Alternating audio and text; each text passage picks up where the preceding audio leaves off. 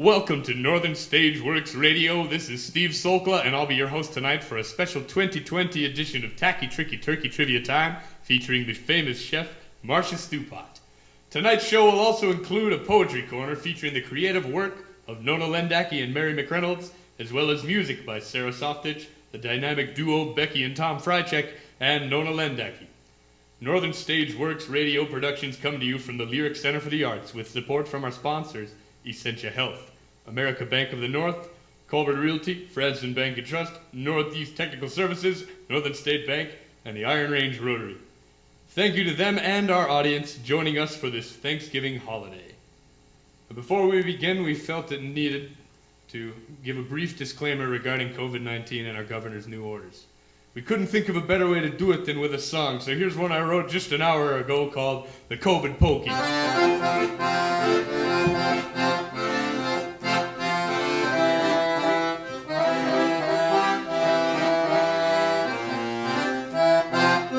You bring the DoorDash in, you put your trash bags out, get everything delivered lazier than I'll get up. You do the COVID pokey and you sit your butt on down, 'cause there's no one around town.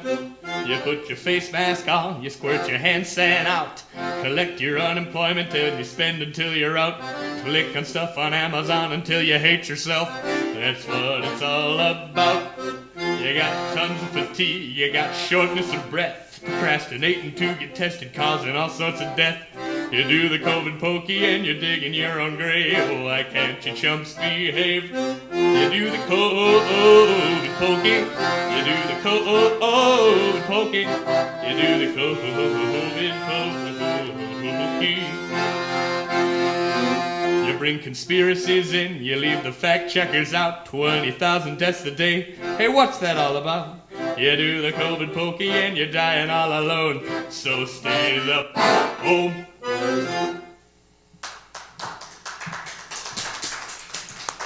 So now, ladies and gentlemen, pull up a stool, settle in with a cup of hot cider or something stronger, and get your turkey dinner queries ready for Tacky, Tricky Turkey Trivia Time with Marcia Stewpot.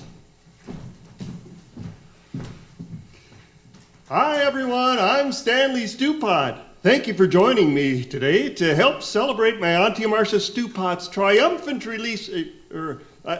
return to the kitchen, where she loves to share her unique talents with the rest of us. Auntie Marcia and I are happy to be back in the studio with you for this year's holiday special. As you know, cooking and baking are Marcia's passion. She says that spending time in the kitchen really relaxes her, and the court-appointed psychiatrist agrees. So as long as she doesn't mix alcohol with her meds again, like last time, we should be fine. She'll be with us shortly. The techies are just checking that her ankle monitor won't interfere with the recording devices, and well, here she is now.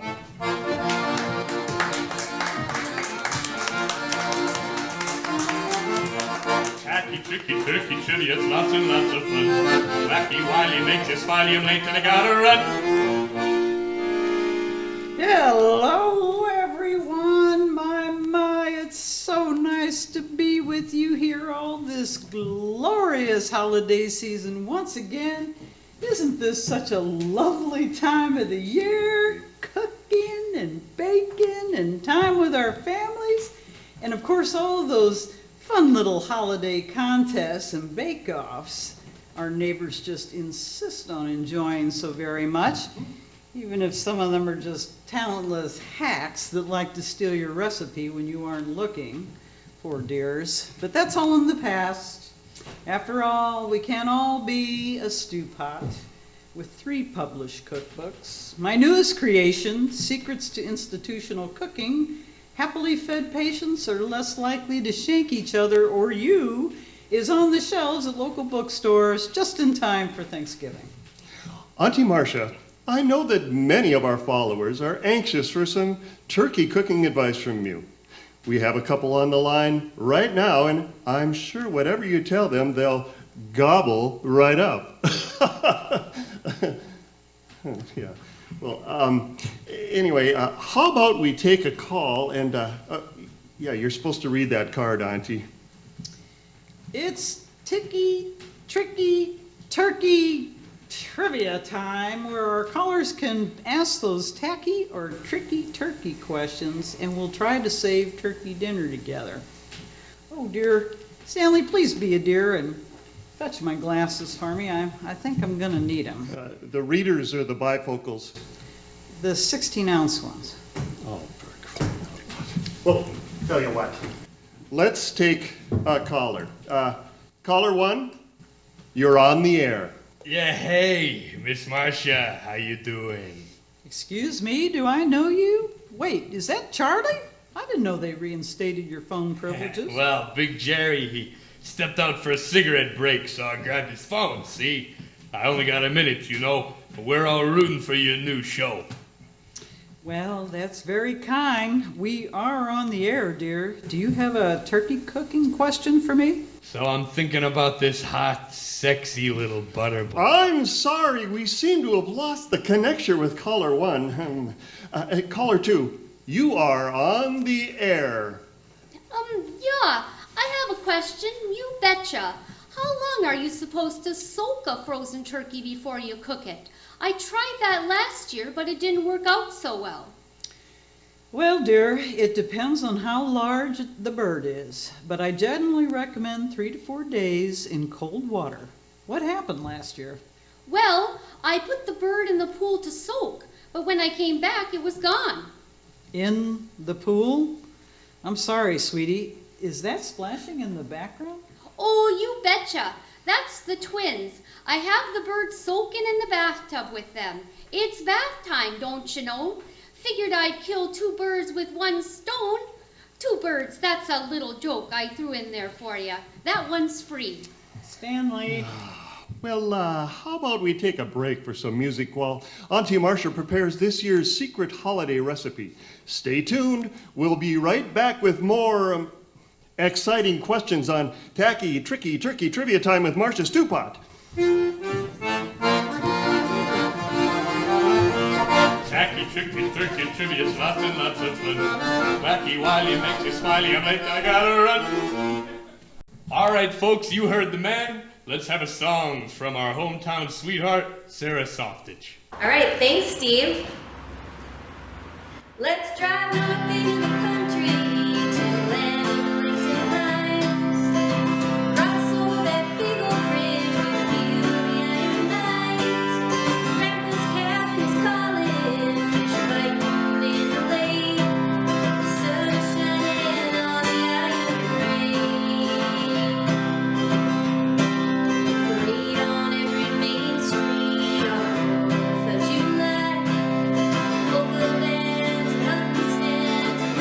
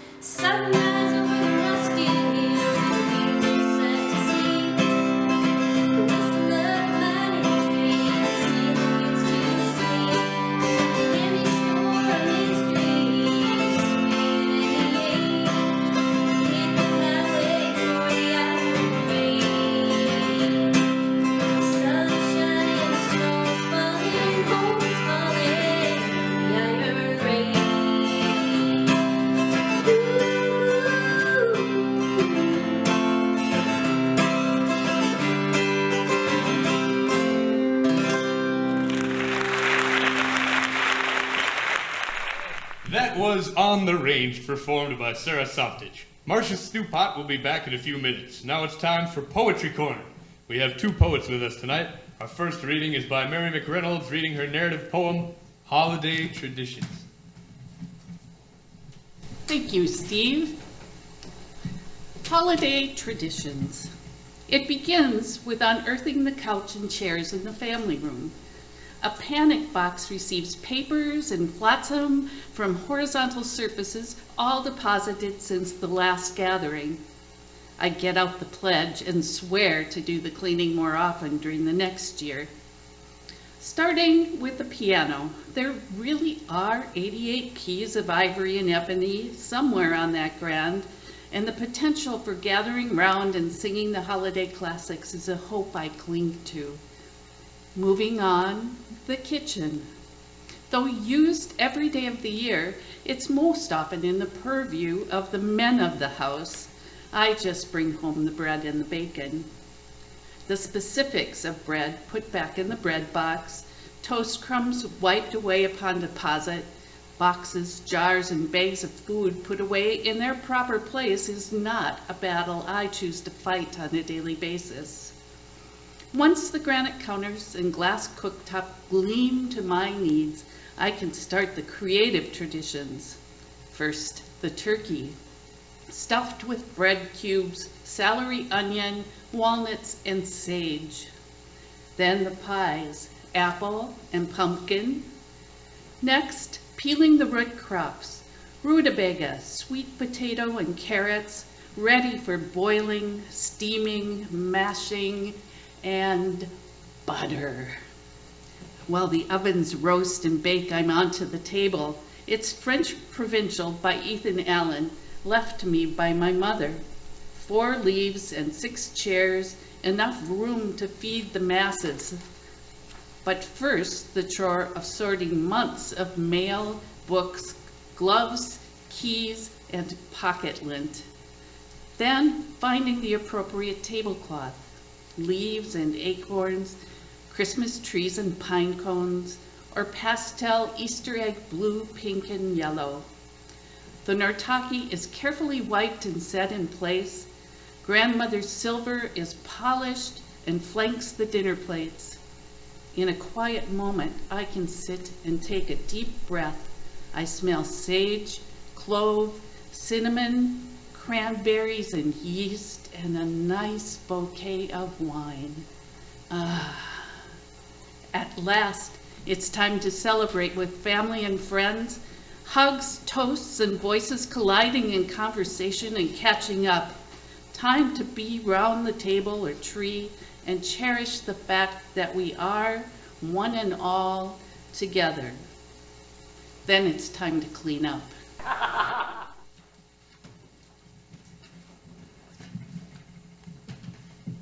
Thank you, Mary.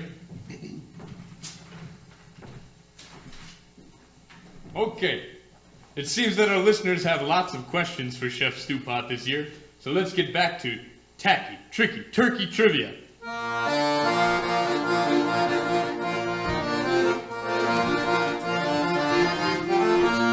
Tacky, tricky, turkey trivia, lots and lots of fun. Wacky, wily, makes you smile, you ain't gonna gotta run.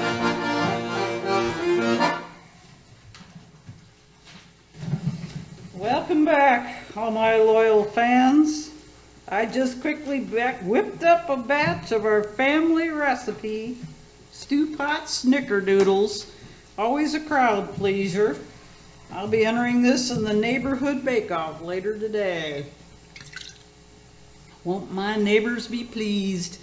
Maybe I'll let you all in on a part of recipe as we go on today. But first, here's a couple important safety tips. Did you know on those fancy handheld electric mixers that the eject button is right above the high-speed puree button? Well, I do now. Fortunately, a heavy vanilla buttercream frosting, well blended with the No. 3 spatula, makes a very good drywall spackle in a pinch. Who knew? Stanley's been cleared by a medic, but you'll understand if he needs a little help reading, won't you? That reminds me of a safety tip number 2. Always keep your first aid kit handy in the kitchen. I put mine right next to the fire extinguisher and poison control phone numbers. A safe kitchen is a happy kitchen. The cue card, Auntie? Oh, bother. It's in the contract. See, right here, section 3, paragraph 1, second sentence. No. Welcome to the trashy, ticky, turkey trivia time. It's tacky, tricky, Where turkey we will trivia try to time. answer your Thanksgiving turkey dinner questions. So what do you got for me there, Stanley? Stanley. Isn't that a sweet name, ladies? And you know this fine nephew of mine is still available. Stanley, you should clean yourself up a little better. I want little ones to bake for.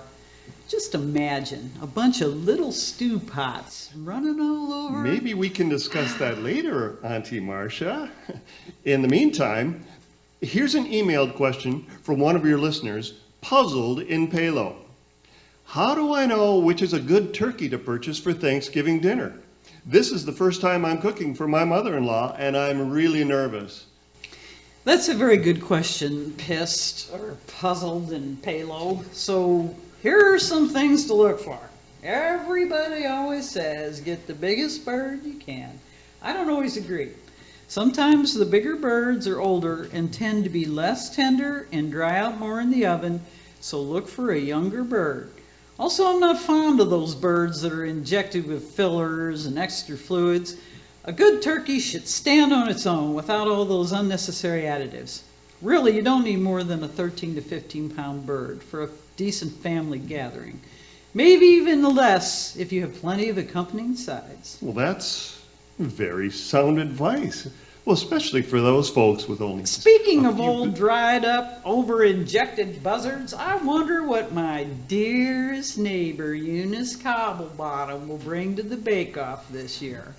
I understand the tarts she brought last year went over well, especially since the ones I made apparently never quite made it to the judging table, so there really wasn't any competition. I was a little indisposed. What are you doing? We're in the middle of the show. Put that away. Back off, Junior. This is for medicinal purposes. Let's take another caller. Okay, then. Let's see. What's this caller would like to know? Caller, what's your question? And I'd like to remind everyone that we are on the air. Hi, Marcia. Mrs. Stewpot, I mean? Marcia's fine, dear. Okay, then. My wife is a big fan. Bought a copy of your first book. The Yeast Also Rises. She says she can't put it down. So she's in the hospital, just having given birth to our little girl. Oh, how precious. Is this her first child? No, this is her husband, Mike. Ah, not an Mensa Society member then. Here we go. So how can we help, Mike? Well, I'm supposed to be heading to the hospital in a little while to pick up my wife and new little girl, but I promised I'd make the turkey for dinner. Is it okay to put the bird in the oven while we run errands? And for how long? Well, let's see. How big is she? Amelia, she's about 8 pounds 4 ounces with the sweetest little curly hairs and a strong grip. I meant the bird, genius. How big is the bird? I assume we aren't serving Amelia for dinner. No. The turkey is a 12-pounder. All righty. Here's what you do. You grab an electric-covered roaster. They're more forgiving, holds moisture longer. Throw some water or chicken stock in the bottom, just an inch or so. Then take your bird, clean the insides out, get some saran wrap, and glove up before going in. Probably should have done that about 9 months ago. Grease your hand with butter and smear that cavity. Toss in some poultry seasoning, onion, garlic, extra sage, celery, maybe some stuffing. You know about stuffing cavities, don't you, Mike? Throw some vegetables on top, some salt and pepper, put a lid on it, set her at 300 and run your errands. Get the family home and let her cook low for at least 5 hours. The bird, Michael. Easy peasy. Everybody's going to be mooning over the baby anyway. You could serve them chicken McNuggets and they'd probably just be fine. Gee, thanks, Marcia. Good luck to you. You're gonna need it. Swimming in the shallow end of the gene pool today, aren't we? Thanks for calling. Say, why don't we get a cup of coffee before you take our next caller, Auntie? Ooh, that's a great idea. I need something to put this Kahlua in. Stay tuned for more Tacky, Ticky, Turkey trivia to come. Dear God, help us. Tacky, tricky, turkey trivia, lots and lots of fun. Wacky, wily, makes you smiley, late and I gotta run. Have you noticed, or how about another song, This time we'll hear from Tom and Becky Frycheck singing Alice's Restaurant by Arlo Guthrie. It's a satirical song protesting the Vietnam War, featuring the true, albeit exaggerated events from the songwriter's life.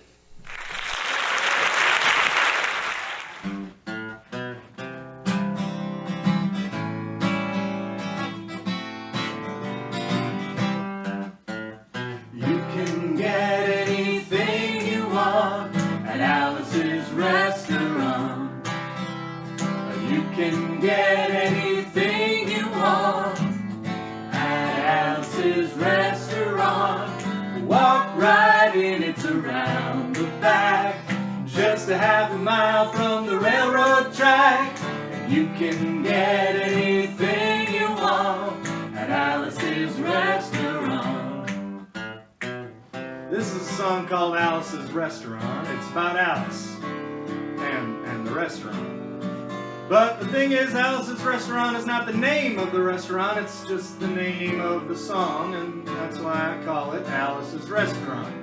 Now this all started 2 Thanksgivings ago. That's 2 years ago on Thanksgiving, when my friend and I went up to visit Alice at the restaurant. But you see, Alice doesn't actually live at the restaurant. She lives in a church nearby the restaurant, in the bell tower with her husband Ray and Facha the dog. And living in the bell tower like that, they got a lot of room downstairs where the pews used to be, and having all that room, seeing as how they took out all those pews, they decided they didn't have to take out their garbage for a long time. Well, we got up there and found all the garbage, and we decided that it would be a nice Thanksgiving gesture to take all that garbage down to the city dump. So we took a half ton of garbage and put it in the VW microbus, then took shovels and rakes and implements of destruction and headed down toward the city dump. Well, we got there and there was a big sign and chain across the dump saying dump closed on Thanksgiving. And we'd never heard of a dump closed on Thanksgiving before, and with tears in our eyes we drove off into the sunset looking for another place to put the garbage. We didn't find one, and then we came to the side of the road, and off the side of the road was another half ton of garbage at the bottom of a 15-foot cliff. We decided that one big pile of garbage was better than 2 little piles, and rather than bring that one up, we decided to throw ours down. And that's what we did. Drove back to the church, had a Thanksgiving dinner that couldn't be beat, went to sleep and didn't get up till the next morning when we got a call from Officer Obi. He said, "Kid, found your name on an envelope at the bottom of a half ton of garbage and just wanted to know if you had any information about it." I said, "Yes, sir, Officer Obi, I cannot tell a lie. I put that envelope under that garbage."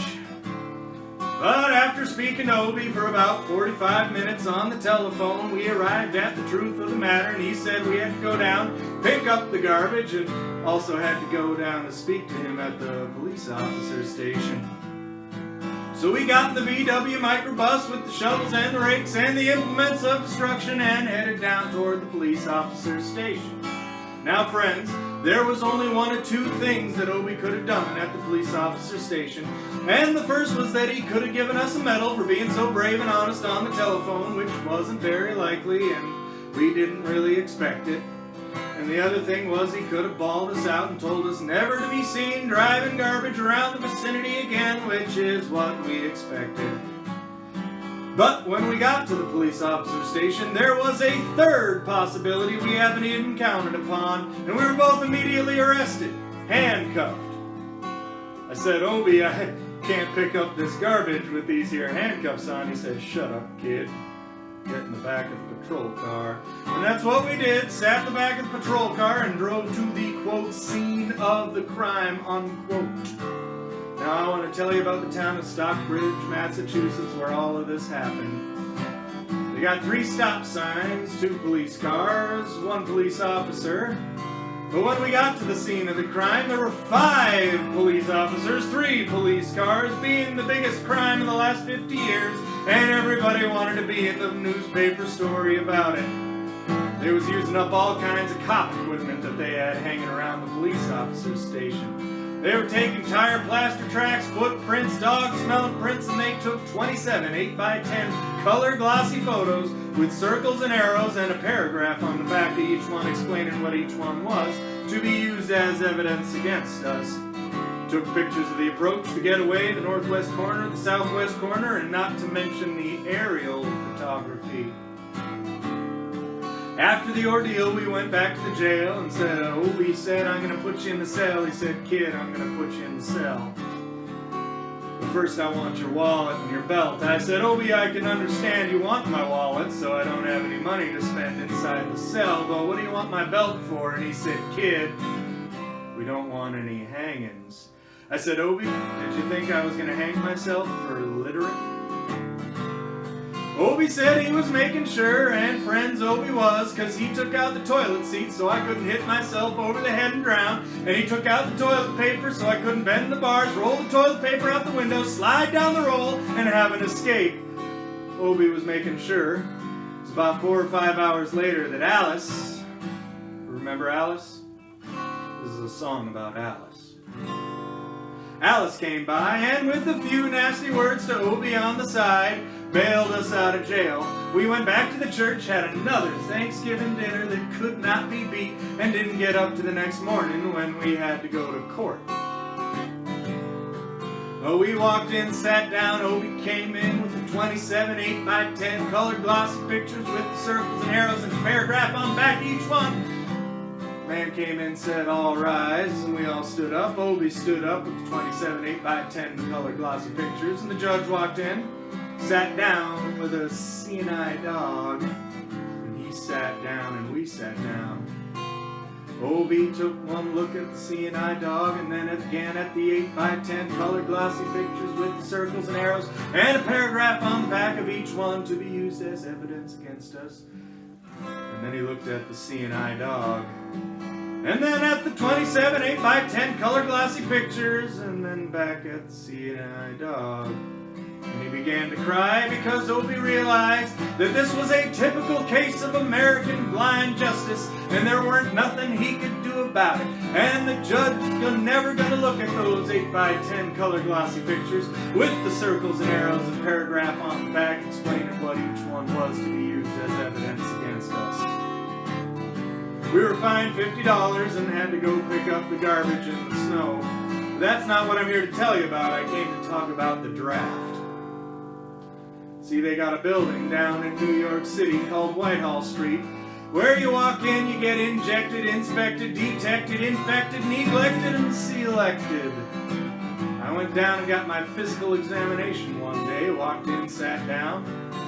Got good and drunk the night before, so I looked and felt my best when I went in the morning. 'Cause I wanted to look like the all-American kid from the Iron Range. I wanted to feel like, well, I wanted to be the all-American kid from the Iron Range. I walked in, sat down, was hung down, brung down, hung up, and all kinds of mean, nasty, ugly things. And I walked in, sat down, they gave me a piece of paper and said, kid, go see the psychiatrist in room 604.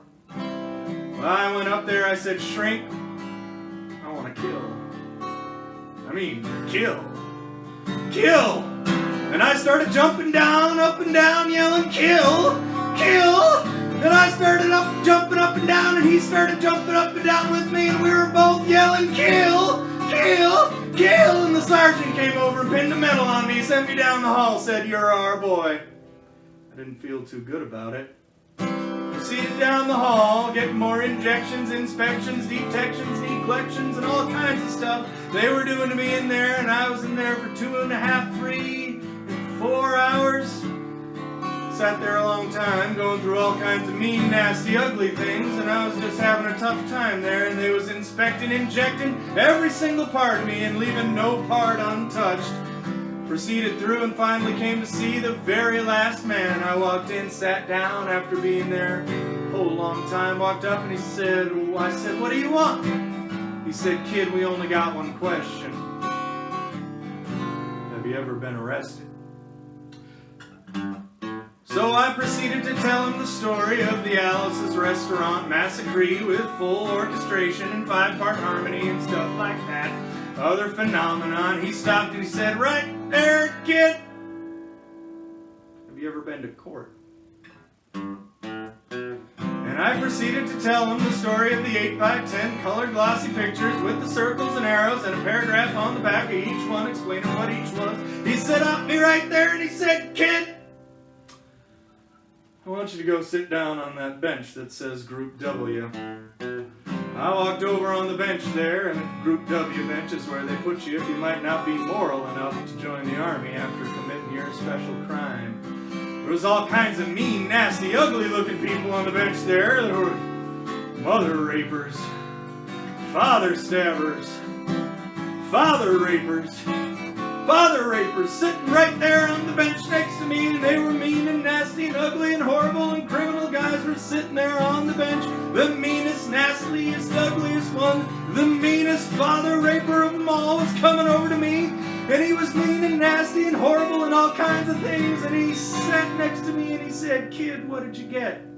I said, I didn't get anything. I had to pay $50 and pick up the garbage. He said, kid, what were you arrested for? I said, littering. And they all moved away from me on the bench there, and hairy eyeball and all kinds of mean, nasty, ugly things, until I said, and creating a nuisance. And they all came back, shook my hand, and we had a great time on the bench talking about crime, mother stabbing, father raping, all kinds of groovy things. And we were talking there on the bench, and everyone was fine, and we were smoking cigarettes, all kinds of things, till the sergeant came over with a piece of paper in his hand. And he said, kids, this piece of paper got 47 words, 37 cents, 58 words. We want to know details of the crime, any other type of thing you got to say pertaining to the crime. I want to know the arresting officer's name, any other kind of thing you got to say. And he talked for 45 minutes and nobody understood a word that he said. But we had fun filling out the forms and playing with the pencils on the bench there. I filled out the massacre with the 4-part harmony, wrote it down there, and everything was just fine. I put down my pencil, turned over the piece of paper, and on the other side, in the middle of the other side, away from everything else on the other side, in parentheses, capital letters, quotated, read the following words. Kid, have you rehabilitated yourself? I went over to the sergeant and I said, Sergeant, you got a lot of gall asking me if I've rehabilitated myself. I mean, I'm sitting on the bench. I'm sitting on the Group W bench because you want to know if I'm moral enough to join the army, burn women, kids, houses, and villages after being a litter bug. He looked at me and said, Kid, I don't like your kind. We're going to send your fingerprints off to Washington. And friends, somewhere in Washington, enshrined in some little folder, is a study in black and white with my fingerprints. And the only reason I'm singing you this song now is because you may know somebody in a similar situation. Or you may be in a similar situation. And if you're in a situation like that, there's only one thing you can do.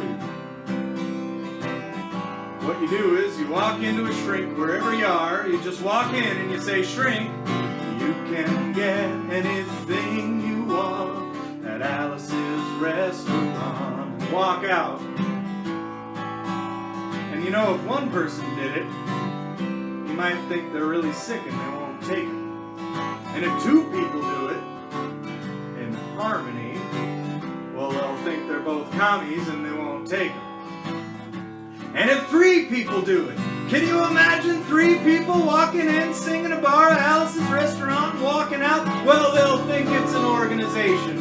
And what about 50 people a day. I said 50 people a day.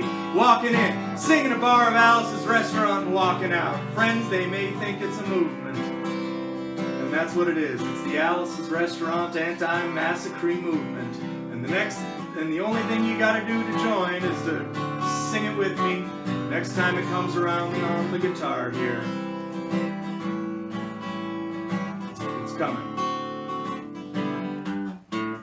You can get anything you want at Alice's Restaurant. You can get anything you want at Alice's Restaurant. Walk right in, it's around the back, just a half a mile from the railroad tracks. And you can get anything you want at Alice's Restaurant. That was terrible. Alright people, if you want to stop war and end pandemics and have a strong country, you gotta sing a lot better than that. So we're gonna try it once again as soon as it comes back around on the guitar, and I want you to sing it with feeling. Ready for it? Here it comes. You can get anything you want at Alice's Restaurant. Excepting Alice, you can get anything you want at Alice's Restaurant. Walk right in, it's around the back, just a half a mile from the railroad track. And you can get anything you want at Alice's Restaurant.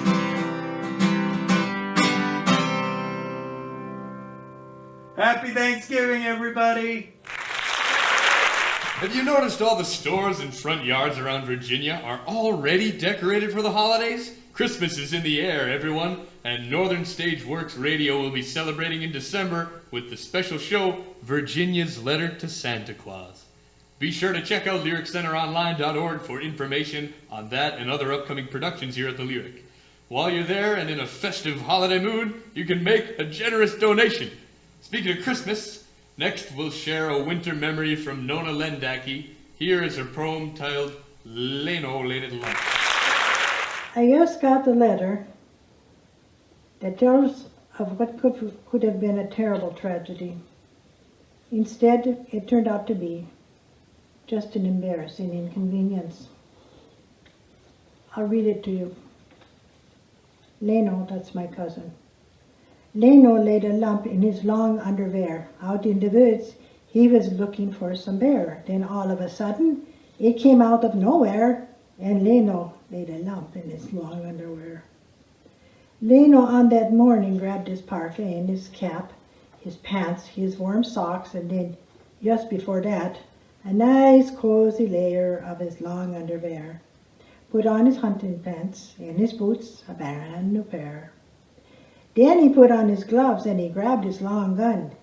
He was hunting for a bear, he weren't looking for no fun. Then his wife yelled out the door, Leno, you be careful when you go. I don't want to send your brother looking for you in the snow. Leno trudged out in the snowpack. He knew where that bear den was. Seen tracks early in the season, the scratched trees by that bear's claws. And he knew it was a big one, and that winter would be long, so the meat in that new bear rug would keep his family warm. He sneaked up to that bear den. Then he noticed in the snow there were bear tracks coming out of it. Where would that black bear go? He turned to follow them as they led down toward the lake. Leno didn't like surprises, especially from bears, for goodness sake. He found a clump of alder bushes where he waited for that bear. Leno seen that tracks had gone into those bushes deep so there. It seemed awfully quiet as he peered around the limb. Then he saw that big bear Bruin now looking back at him. Yumping backwards, Leno's gun blew off a great big blast, and the power of that rifle knocked poor Leno on his ass. The bear, he took off running, thankfully the other way, and Leno felt some warmth in the snowbank where he lay. Leno got himself together and went after that scared bear and shot it just before it ran into its lair. That bear was dead as it could be, and Leno was relieved. not only in his mind, but what his longyons had received. Yep, Leno laid a lump in his long underwear. Had to leave some in the woods before dragging home the bear. It took a lot of scrubbing to get most of all the evidence to go, but some of it still laid in the trail there, in the snow. Well, Mama liked a rug, and there was meat for all. He gave some to his brother and to his ma and pa. But sometimes in the night, he'd wake up in a cold sweat and pinch himself to certain that he wasn't dead there yet. The story of that hunting got longer every day. The kids, they seemed to like it and would show it in their play. But Mama did the laundry, and she knew the truth of it. Leno got so scared that day that in his undies, he did shit. Yeah, Leno knew that he was lucky that bear ran when he shot. And he thanked his lucky stars it weren't very cold out there, because it took some difficult contorting to empty out his pants and clean out what he could out of his long yawn underwear. The end.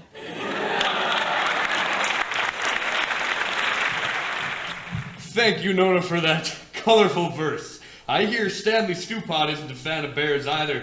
He could relate to poor Leno. Wacky, wakey, turkey, tooty, it's lots of fun. Wacky, wily, makes you smile, you think that I gotta run.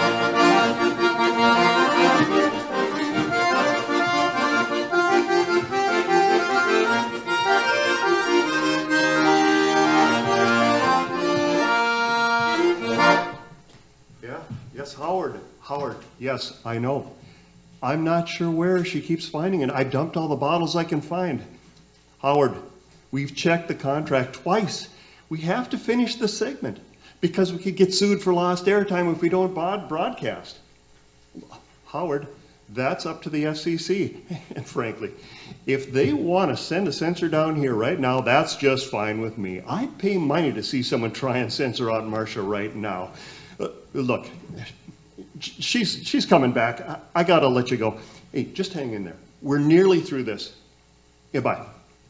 Well, I'm gonna need my own therapist after this.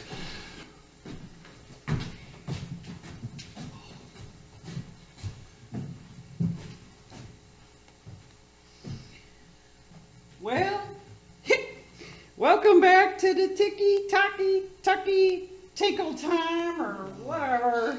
With me, Marcia Stewpot, and my favorite nephew, Stanley. Stanley.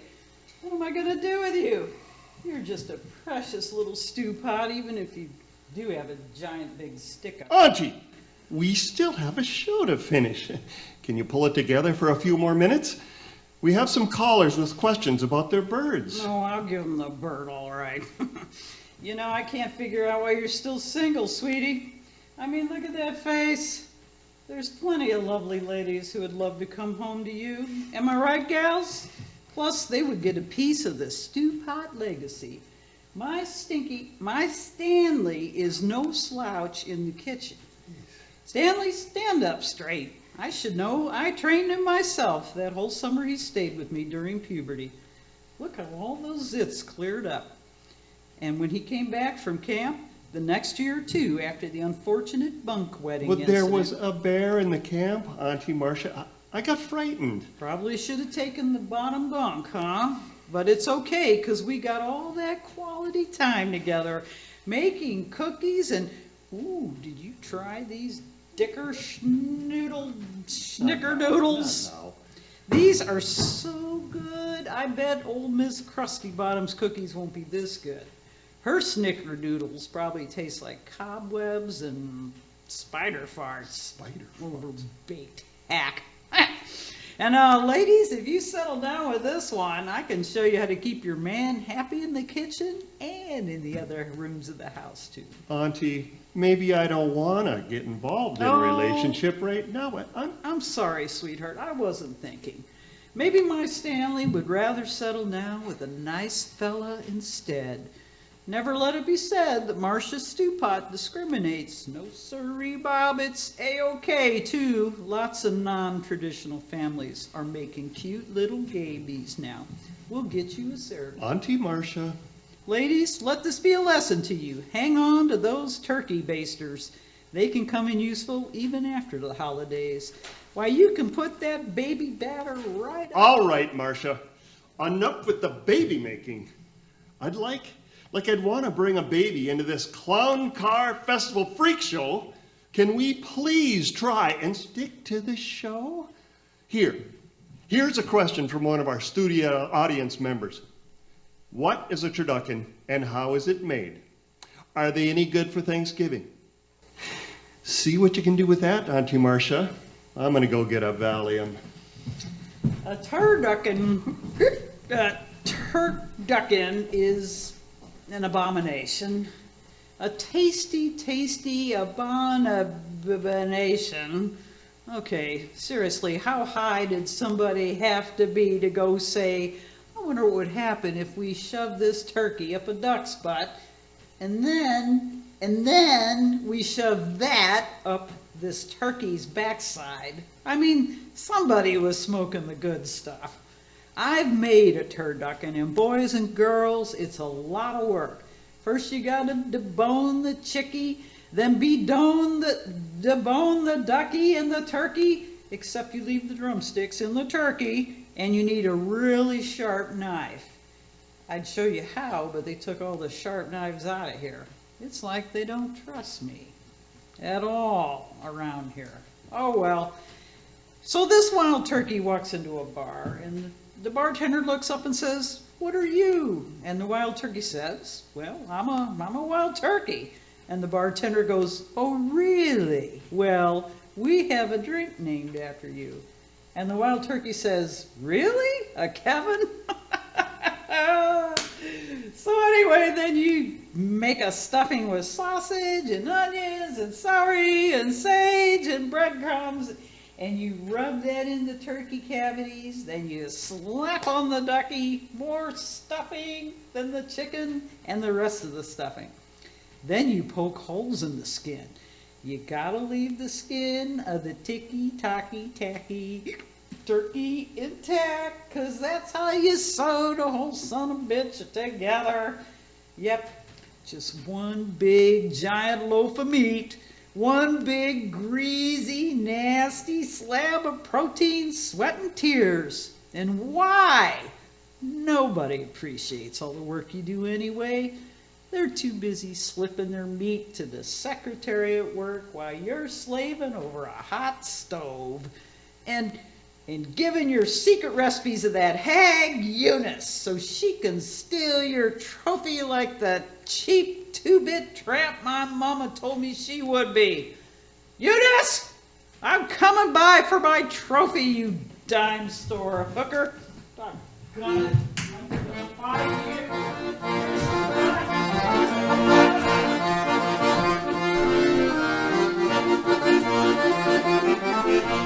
Tacky, tricky, turkey, trivia, lots and lots of fun. Wacky, wily, makes you smile, and late to the gotta run. Welcome back to Tacky, Tricky, Turkey Trivia Time. I'm Stanley Stewpot. On behalf of my Auntie Marcia Stewpot and myself, I'd like to thank all of you for your wonderful support of our show. I know it probably didn't go quite the way we planned, but we had a little fun along the way, and thanks for the many phone calls and emails that have been coming into the station. Most of them have been quite supportive. Now, a few of those emails were entirely uncalled for. Auntie Marcia has had some readjustment issues, and this was a little stressful for her, but I digress.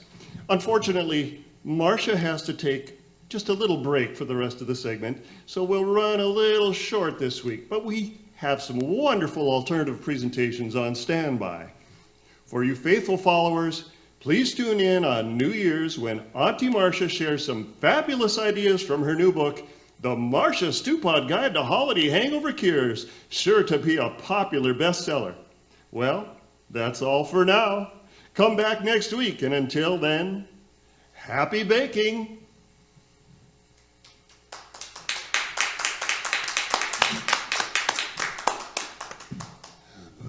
Hey guys, lock up after, will you? I'm pretty sure the police have released us as a crime scene for now anyway. And then, hey, feel free to go home.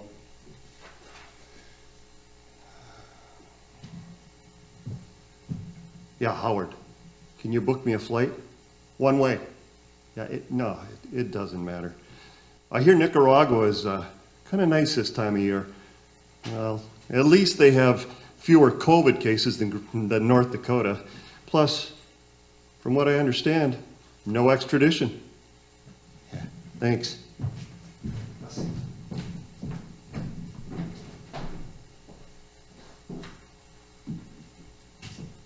Marcia! Yoo-hoo! Marcia! It's your neighbor, Eunice. I hear you're feeling a mite poorly, so I thought I'd bring some of my patented cobble-bottom nervine. Good for the nerves, you know. My, being a star must be awful stressful and all. By the way, I was just wondering if you know what happened to the rose bushes outside my house. Something made a god-awful mess out there last night. Oh well, it doesn't matter. Probably those pesky raccoons. I just set out some mothballs. Anyone here? Marcia? Stanley? Good grief. This place looks like a bomb went off. You always were an enthusiastic baker, Marcia. Look at these cookies. They look divine. Well, waste not, want not. Say, Marcia, you don't mind if I take a few of these, do you? Oh, no, Eunice. You go right ahead. Don't mind if I do. All of them? Are you sure? Well, if you insist.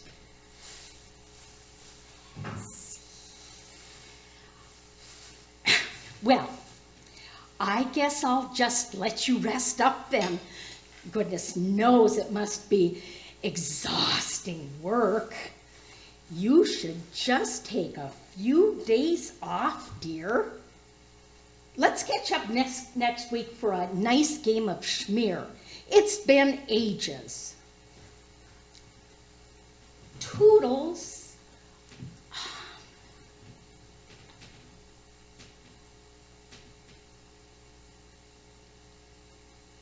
Agnes, be a dear and change my entry in the bake-off to cobble-bottom snickerdoodles, will you? Oh, they're gonna steal the show, all right. Thanks, love. See you then.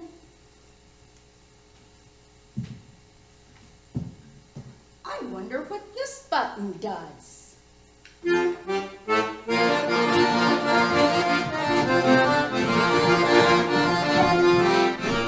Tacky, tricky, trivia, trivia, lots of fun.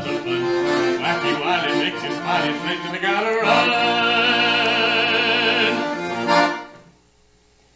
Tacky, Tricky, Turkey Trivia was written by Greg Monk, directed by Liz Block, and performed by Tom Moe, Stephanie Hibden, Steve Sokla, Mary Lou Conaway, and Tiffany Swenson. A special thank you to Pete and Mason and our tech crew for making this show possible, given the COVID-19 restrictions. Everyone in the show and the good people at the Lyric Center for the Arts would like to wish everyone a very happy Thanksgiving.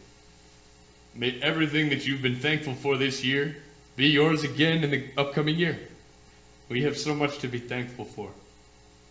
It really is a shame we only devote just the one day a year to giving gratitude for our many blessings. Throughout the year, we should have many of these moments, giving thanks for the bountiful everyday life we enjoy. We appreciate everyone who contributed their talents and humor to make tonight's show possible, and we thank you all for spending this holiday with us. And good night.